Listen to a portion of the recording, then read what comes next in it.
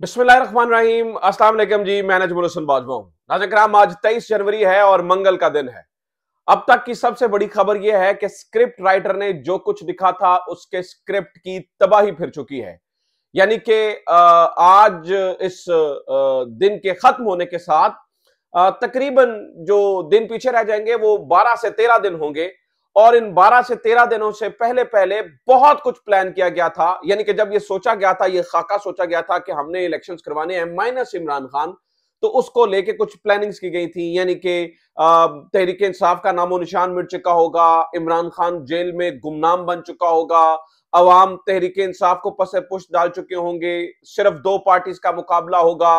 अगर बराए नाम तहरीक इंसाफ आजाद उम्मीदवारों की हैसियत से मौजूद भी रहेगी तो वो बड़े कमजोर नहीव से उम्मीदवार होंगे। पाकिस्तान तहरीक इंसाफ 10 पार्टीज तक महदूद रह जाएगी। तो ये जो एक पूरा स्क्रिप्ट प्लान किया गया था और स्क्रिप्ट लिखा गया था विद बेस्ट कैलकुलेशंस, और ये सोचा गया था कि ये करेंगे तो उसका नतीजा ये निकल आएगा, ये करेंगे तो उसका नतीजा ये निकल आएगा। नाज़रीन किराम, अब तक की इतलात के मुताबिक वो सारे के सारे नताइज पड़ गए हैं उल्टे। और आज जो अपडेट्स हुई हैं उससे देख के तो लगता है कि आने वाले दिन जो हैं वो तहरीक इंसाफ के लिए बुरे नहीं आने वाले हैं, बल्कि आने वाले दिन स्क्रिप्ट राइटर और खास तौर पर जो जिनकी ताजपोशी होनी है उनके लिए बुरे आने वाले हैं। नाज़रीन किराम, आज की बड़ी खबरें सुनिए।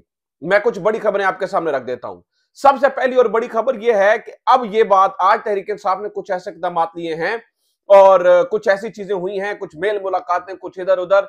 दो बड़ी मुलाकातों के बारे में आपको बता दूंगा जिससे यह पता चल गया है कि तहरीक इंसाफ 8 फरवरी को ना सिर्फ बाउंस बैक करेगी बल्कि बहुत बड़ा सरप्राइज देने जा रही है। तहरीक इंसाफ अपनी मुस्तहकम पोजीशन में है, नंबर 1। नंबर 2, नाज़रीन इकराम, कल एक जेलर ने इमरान खान को, यानी कि जो सुपरिटेंडेंट थे जिसने इमरान खान को रोका इस यानी मीडिया से गुफ्तगू नहीं कर सकते और फलाह नहीं कर सकते और ढिमका नहीं कर सकते, नाज़रीन किराम, वो जेलर बढ़ चुका है। आज अडयाला जेल के अंदर भी सूरत हाल बड़ी गड़बड़ हुई। आज फिर तल्ख कलामी हुई और बात इस हद तक आ गई कि तुम्हारी औकात क्या है, यह भी हुआ। आज नाज़रीन किराम यह भी हुआ कि एक जज साहब इमरान खान के बारे में फैसला नहीं करना चाह रहे हैं और उनकी तबीयत फिर अचानक खराब हो गई और उनके ऊपर सब कुछ डिपेंड करता है और वो अचानक गायब हो गए। ये क्या कहानी है, इसके बारे में मैंने कुछ चीजें जो है ना वो आपके सामने रखनी है। और तहरीक इंसाफ ने प्लान सी के ऊपर अब से काम करना शुरू कर दिया है। ये जो सब प्लान सी समझ रहे हैं कि प्लान सी ना जाने ये होगा, फला होगा, कुछ कह रहे हैं हमले होंगे, कुछ कह रहे हैं फला चीज हो जाएगी। नाज़रीन किराम, इन सबसे हटके प्लान सी आ रहा है। आज से उसके ऊपर अमल दरामद का आगाज हो चुका है। इसके बारे में मैंने आपको बतानी है। इमरान खान के दो पुराने साथी इमरान खान के लिए अब और जिनकी तारीफ भी इमरान खान ने की है, जो इमरान खान की आजादी के लिए अब कंपेन कर रहे हैं, ये कौन से लोग हैं, इनके बारे में कुछ चीजें आपके सामने रखेंगे। लेकिन आगे बढ़ने से पहले दरखास्त यह है कि चैनल को सब्सक्राइब कर लीजिएगा अगर अभी तक आपने चैनल को सब्सक्राइब नहीं किया है। फेसबुक पे देख रहे हैं तो फेसबुक पेज को फॉलो जरूर कर लीजिए। मैं इसलिए ये कहता हूं नाज़रीन किराम, बहुत झूठ, बहुत धोखेबाजी, बहुत फ्रॉड और बहुत ज्यादा प्रोपेगेंडा जारी है इस वक्त इमरान खान के भी खिलाफ, तहरीक इंसाफ के भी खिलाफ।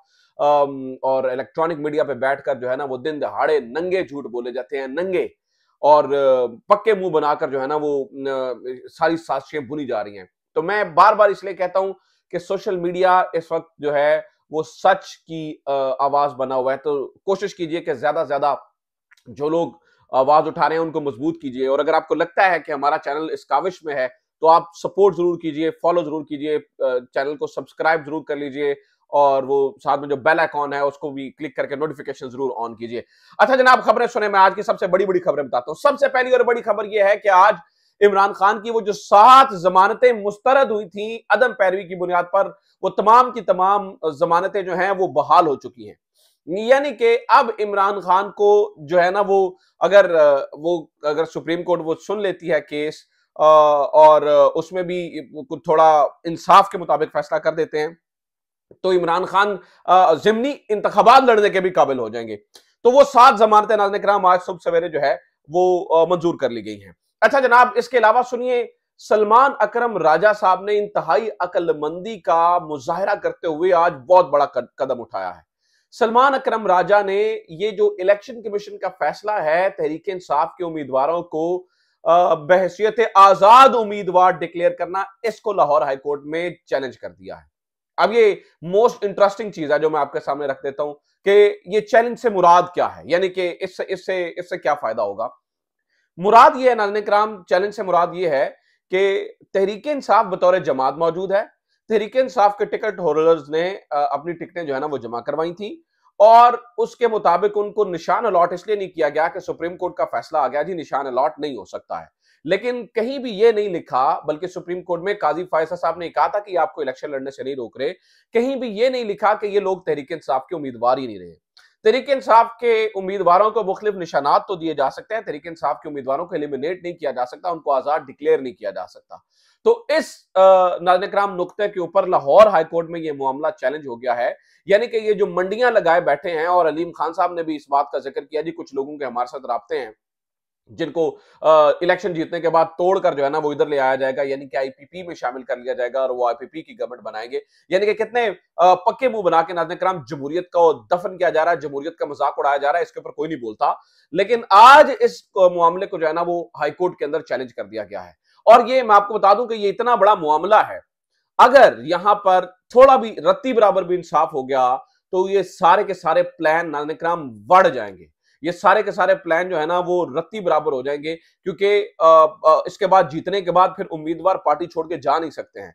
इसीलिए वो जो लोग कहते हैं ना जी आप हल्फ क्यों ले रहे हैं, फलां क्यों कर रहे हैं, ढिमका क्यों कर रहे हैं, मैं आपको बताऊं कि इस वक्त लोग इतने गुस्से में हैं कि अगर किसी भी उम्मीदवार ने तहरीक इंसाफ की हमायत से वोट लेकर, तहरीक इंसाफ के वोटर से वोट लेकर अपने आप को बेचा, तो ये मैं आपको बता दूं कि ये इस वक्त इतने गुस्से में हैं कि फिर उनका जो है ना वो जीना महाल कर देंगे ये लोग, जो अब तक की खबरें जो है ना वो मौसूल हो रही हैं। अच्छा, एक और खबर सुनिए नाज़रीन किराम, कुछ मददगार भी इमरान खान को मिले हैं। देखिए, जब वक्त बुरा आता है तो आपको अपने परायों की पहचान होती है, कुछ अपने पराये हो जाते हैं, कुछ पराये भी अपने हो जाते हैं। इन्हीं में से एक शख्स है जावेद हाशमी। जावेद हाशमी ने सबसे पहले अपने आप को इलेक्शन से दस्तबरदार किया और उन्होंने कहा जी मैं आमिर डोगर की हमायत करूंगा और उनके हक में कैंपेन भी करूंगा। और अब सबसे बड़ी बात सामने आई है, उन्होंने एक जो है ना वो कैंपेन शुरू करने की कोशिश की है जिसमें जावेद हाशमी तहरीक चला रहे हैं इमरान खान की आजादी की, और इसको वेलकम किया है शाह महमूद कुरैशी साहब ने जेल में बैठ के, और इमरान खान साहब ने भी इस बारे में कहा है, क्योंकि जावेद हाशमी बजाते खुद जेल में रहा हुआ है, इसलिए उसे पता है कि मेरे साथ सब कुछ स्टैब्लिशमेंट करवा रही है, इसलिए जावेद हाशमी जो है वो ये तहरीक चलवा रहा है। और यानी कि जावेद हाशमी को वेलकम किया, जावेद हाशमी को अप्रिशिएट किया। यहीं पर चौधरी निसार अली खान के बारे में बात हुई, तो चौधरी निसार अली खान के बारे में इमरान खान ने यह कहा कि देखिए वो मेरा पुराना साथी है, उसे 2018 में कहा था आने के लिए, लेकिन चौधरी निसार तो चौधरी निसार है।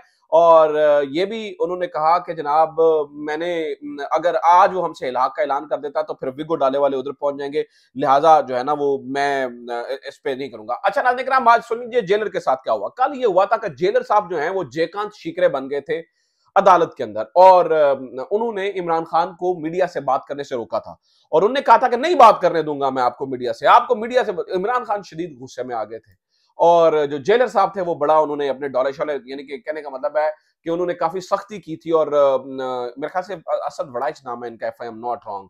तो इन्होंने कहा था कि जनाब लाए मुझे कानून हुक्मनामा दिखाएं। इमरान खान ने कहा था मुझे हाईकोर्ट ने इजाजत दी है, तो कहा था लाए मुझे हुक्मनामा दिखाएं, आपको ये कोई इजाजत नहीं है। इमरान खान ने कहा था ये ओपन कोर्ट है, मुझे मीडिया से बात करने से नहीं रोक सकते। तो कल जेलर साहब ने बड़े डोले शोले दिखाए थे। आज नाज़रीन किराम उसी जेल के अंदर वहीं पे बैठे हुए इमरान खान ने मीडिया से गुफ्तगू की है, उधर ही। और जो कल से जेलर साहब के साथ सोशल मीडिया पे हो रहा है वो भी आपके सामने है। तो इमरान खान ने वहीं पे बैठे हुए नाज़रीन किराम ये जो है ना वो मीडिया से गुफ्तगू भी की और ये बताने की कोशिश की कि हम जो है ना वो रुकेंगे नहीं। बल्कि इमरान खान ने यहां पे ये भी कहा, एक और बड़ा ऐलान भी किया इमरान खान ने कहा कि हमारा जो स्लोगन होगा वो गुलामी नामंजूर का होगा। और इमरान खान ने यह भी कहा कि जनाब जो संडे के रोज हर बंदा पूरी पार्टी बाहर निकल आए। और एक और हंगामी ऐलान भी किया। इमरान खान ने यह कहा कि जनाब जो बंदा भी, यानी कि जो टिकट होल्डर भी बाहर नहीं निकलेगा, मैं अपनी कमेटी को कह रहा हूं कि उसकी टिकट जो है वो आप तब्दील कर दें, उसको वो हमें नहीं चाहिए है। मतलब उसकी टिकट, यानी कि फिर इसका मतलब ये नाज़रीन किराम के इस संडे को आप एक फेस्टिविटी देखेंगे, आप देखेंगे कि असल में जब अवाम निकलती है तो क्या होता है। अच्छा जनाब, अगली कहानी सुनिए। अगली कहानी यह है कि शाह महमूद कुरैशी साहब की आज तल्ख कलामी हुई रिजवान अब्बासी जो प्रोसिक्यूटर हैं उनके साथ। शाह महमूद कुरैशी साहब ने जज साहब के सामने खड़े होकर कहा कि जज साहब आपकी मंशा के साथ मेरे साथ हाथ हुआ है, मैंने जब आपको कागजात की तस्दीक का कहा तो आपने कहा था मेरा हुक्मनामा साथ लगा दो, मेरे आपके हुक्मनामे के बावजूद मेरे कागजात नामजदगी मुस्तरद कर दिए गए हैं। इसके ऊपर रिजवान अब्बासी साहब बीच में टांग अड़ाने लगे तो शाह महमूद कुरैशी ने कहा कि ये कौन होता है मुझसे बीच में बात करने वाला, इसकी औकात क्या है, ये क्यों मुझे, ये मेरे मेरे आईनी हक का मामला है। तो इसके ऊपर रिजवान अब्बासी ने शाह महमूद कुरैशी को पलट कर कहा कि तुम्हारी औकात क्या है। यानी कि नाज़रीन किराम ठीक ठाक गर्मा गर्मी हो गई, जिसके बाद जो जज साहब हैं अबुल हसनात साहब, उन्होंने इस मामले को जो है वो फिर बीच में बढ़ के दिखा। अब जज साहब जो अबुल हसनात साहब हैं, उनका करैक्टर भी नाज़रीन किराम इस वक्त हालात हाजरा के अंदर शेडी नजर आता है। वो इस तरह से कि अब तक 25 गवाहान के बयानात साइफर केस के अंदर कलम बंद किए जा चुके हैं और ये चाहते हैं कि 8 फरवरी से पहले पहले इमरान खान को साइफर केस के अंदर भी सजा दे दी जाए। सुप्रीम कोर्ट की इसके ऊपर ऑब्जर्वेशन मौजूद हैं, इसके ऊपर हाई कोर्ट जो है ना वो बोल चुका है, लेकिन जो यहाँ पर अबुल हसनात साहब नजर आ रहे हैं वो चाह रहे हैं कि इसे जल्द अज जल्द कंप्लीट किया जाए। आप ये भी देखिए कि जो अबुल हसनात साहब हैं वो और भी केसेस सुन रहे हैं, लेकिन सब के अंदर लंबी लंबी तारीखें डाल दी गई हैं। चाहे वो सीक्रेट है, चाहे वो इंसदाद दहशतगर्दी के केसेस हैं, सब के अंदर लंबी लंबी तारीखें डाल दी गई हैं और इस वक्त सिर्फ और सिर्फ एक केस पे फोकस किया जा रहा है और वो है इमरान खान का केस। आज जैसे कि मैं आपको बता रहा हूँ 23 तारीख है, तो ये 12-13 दिन के अंदर फैसले को महफूज भी करना चाहते हैं, बयानात कलमबंद भी करना चाहते हैं, जिरा भी करना चाहते हैं और कुछ ये चाहते हैं कि 8 फरवरी से पहले पहले इमरान खान को साइफर केस के अंदर भी सजा दे के नाअहल कर दिया जाए, ताकि अगर सुप्रीम कोर्ट तोशाखाना मुअत्तल भी कर देती है, उस फैसले को भी मुअत्तल कर देती है, तो भी जो है ना वो इमरान खान ज़िमनी इंतखाबात के अंदर भी इलेक्शन ना लड़ सके। एक तरफ ये जज है और दूसरी जानब नाज़रीन इकराम थे कि इन जजेस को जो है ना वो तारीख याद रखेगी कि किसने क्या किरदार अदा किया। इसी तरह के एक जज जो है ना वो मोहम्मद बशीर साहब भी हैं। मोहम्मद बशीर साहब, जो जज मोहम्मद बशीर साहब हैं, उनकी आज फिर तबीयत खराब होगी और बगैर कार्रवाई के जो है ना वो सुन रहे हैं तोशाखाना नैब केस और 190 मिलियन पाउंड केस, जो कि मोस्ट इंपॉर्टेंट केसेस हैं इस वक्त के। तो उन्होंने छुट्टी की दरखास्त भी दे रखी है। अब मामला यह है कि अगर वो छुट्टी पे चले जाते हैं तो नया जज आके दोबारा से चीजों को उस तरह से कैरी नहीं कर सकता है जिस तरह से चाहा जा रहा है। तो इस वक्त मोहम्मद बशीर साहब, जो जज एहतसाब अदालत के जज हैं मोहम्मद बशीर साहब, उनके ऊपर भी काफी प्रेशर है कि ये भी मतलब किसी ना किसी तरीके से जो है ना वो उसी तरह से जज अबुल हसनात साहब की तरह जल्दी जल्दी कर ले, लेकिन यहाँ पर नाज़रीन इकराम ये होता हुआ नजर नहीं आ रहा है। अच्छा जनाब, एक और खबर सुनिए और वो खबर यह है कि जी 500 अकाउंट्स को आइडेंटिफाई किया गया है जो इनके मुताबिक अदलिया के खिलाफ जो है ना वो मुहिम में मसरूफ हैं और इस अदलिया में सिर्फ जस्टिस काजी फैसल साहब की अदालत आती है, उमरता बंदयाल साहब के खिलाफ जो कुछ हुआ वो नहीं और किसी कुछ भी नहीं है। लेकिन आयरॉनिकली नाज़रीन इकराम जो मामला साकिब बशीर साहब ने उठाया वो बड़ा इंटरेस्टिंग है, वो बड़ा दिलचस्प है। साकिब बशीर साहब कहते हैं कि ये वही लोग हैं जो कि ये जो ऑडियो लीक्स केस के अंदर FIA और ये सब कुछ रिटर्न जस्टिस बाबर सत्तार की अदालत में ये रिपोर्ट जमा करवा चुके हैं कि हमारी जो है ना वो हमारे पास कोई इख्तियारात ही नहीं है और हमारी इतनी वर्थ ही नहीं है कि हम इन अकाउंट्स को ट्रैक कर सके, इनके ऊपर जा सकें, तो हमारी इतनी वर्थ नहीं है। लेकिन यहां पर नाज़रीन इकराम मामला ये नजर आता है कि 500 अकाउंट्स इन्होंने आइडेंटिफाई भी कर लिए हैं, यहाँ पे फुर्तियां जो है ना वो नजर आ रही हैं और पता नहीं क्या क्या। दूसरी जानिब जस्टिस बाबर सत्तार जहां पर तौहीन अदालत का केस चलाने की कोशिश कर रहे हैं, वहीं पर यही लोग जो कि इमरान खान को जल्दी जल्दी सजा दिलवाना चाहते हैं, वहां पर जो है ना वो रुके हुए नजर आते हैं और कोशिश कर रहे हैं डिलिंग टैक्टिक्स को इस्तेमाल किया जाए। खबरें बहुत ज्यादा थी इसलिए मैं कोशिश कर रहा था कि सारी खबरें आपको दे दूं। एक और खबर यह भी है कि शौकत सिद्दीकी साहब का जो केस है वो सुप्रीम कोर्ट सुन रही है, उसके ऊपर फैसला महफूज हो चुका है। अब फैसले के अंदर नाज़रीन इकराम आखिरी रिमार्क से लगता है कि जनरल फैज हमीद के बारे में तो अदालत कुछ भी नहीं करने जा रही है और ना ही वहां पे कुछ होगा, लेकिन आप ये देखिए कि यहाँ जहां पर जलते हैं वहां पर जलते हैं और जहां पर नहीं जलने होते वहां पर आज कासिम सूरी साहब वाले मामले में जो जस्टिस काजी फायसा साहब जो है ना वो ये इंडिकेट कर रहे हैं कि उनके खिलाफ आइन तोड़ने यानी कि आर्टिकल 6 की कार्रवाई का आगाज किया जाए और जब आर्टिकल 6 की कार्रवाई का आगाज होगा तो ये आप इसको जहन में रखिए, तो फिर इमरान खान के बारे में भी ये कार्रवाई का आगाज हो सकता है।